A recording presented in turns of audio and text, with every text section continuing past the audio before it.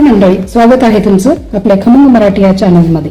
आज करूयात आपण मस्त पनीर, दुधी आणि गाजर घालून केलेला पराठा म्हणा किंवा थालीपीठ म्हणा, छान हेल्दी असं ऑप्शन। त्यासाठी मी पनीर, गाजर, कांदा आणि दुधी भोपळा हे सर्व मी बारीक चॉप करून घेतलेला आहे। या वाटीने 2.5 वाट्या ही कणिक घेतली आणि अर्धी वाटी हे बेसन पीठ आहे। आता हे सर्व एकत्र करून घेऊ। आता हे सर्व मिक्स करून घेऊ। यातच आपण हे थालीपीठाला आपल्याला लागेल एवढे मीठ आहे, 1.5 चमचा लाल तिखट आहे, 2 चमचे हळद, थोडासा हिंग, धने जिरे पूड 1-2-3 चमचे असे। आता हे आपण सर्व मसाले आणि भाज्या मिक्स करून घेऊ। आपण थालीपीठासाठी एक वाटण तयार करून घेणार आहोत।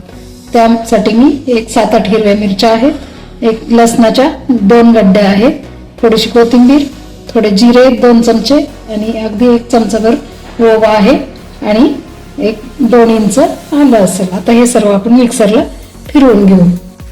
चला आता आपण हे वाटण पण तयार करून घेतले, हे टाकून घेऊ। त्यातच हे मी तीळ घेतलेत, अगदी अर्धी वाटी छोटी।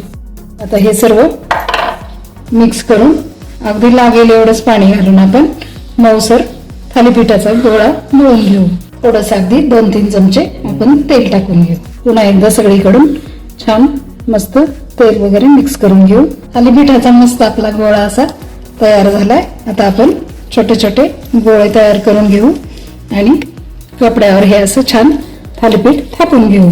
मस्त छान आपलं पातळ असं थालीपीठ थापून झालंय।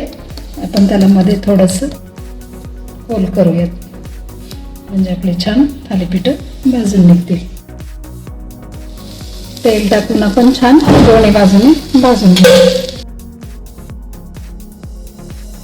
मस्त आपलं थालीपीठ दोन्ही बाजूने भाजून निघाले। आता आपण काढून घेऊ। चला तर तयार आहे आपलं गाजर, दुधी आणि पनीरवाला थालीपीठ। चला तर मग तुम्ही पण ट्राय करा, कमेंट मध्ये मला नक्की सांगा। भेटूयात पुन्हा अशाच एखाद्या नवीन रेसिपीसह। तोपर्यंत मस्त रहा आणि चवीने खा। Thank you for your love and support.